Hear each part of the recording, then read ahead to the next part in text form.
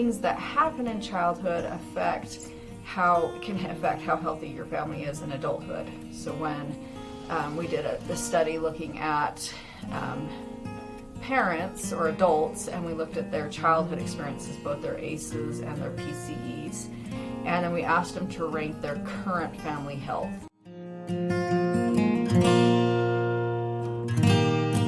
So family health is things like the social and emotional health processes of the family, so if they feel like they belong in their family and connected and loved and supported in their family.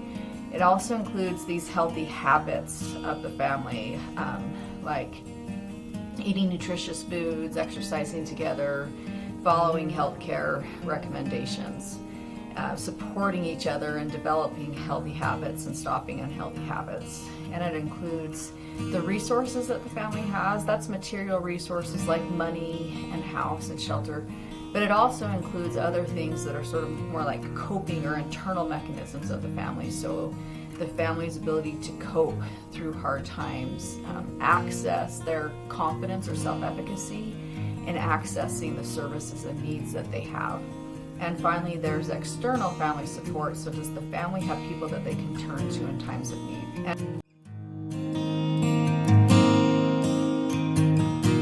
What happens in somebody's childhood actually affects how healthy, in those 4 areas I just went over, how healthy the family feels. The impact that these childhood experiences have on the brain's development, particularly in the prefrontal cortex. So that's the area of the brain that houses what we call executive functions. Executive functions are kind of their cognitive control capacities, like the ability to plan, problem solve, working memory, shifting your attention from one thing to another with all the demands in life, anything that's needed to help you achieve your long and your short-term goals. So it also includes more things that we call them inhibitory control, but that's inclusive of some emotion control and self-control mechanisms.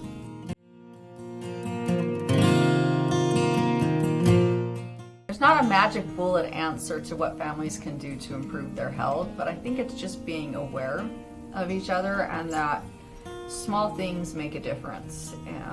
Let's say this first for families with children, is that every child needs nurture, support, and structure.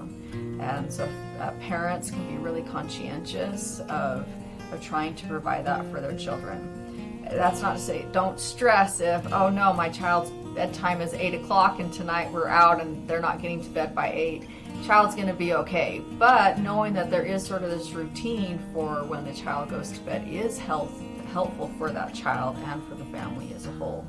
Those are some things that families can do just to build up positive childhood experiences for their children, which will then counteract the adversity that the children will face just from being in the world or from events that occur. Other things that families can do to help out is to consider what they can do for adult family members.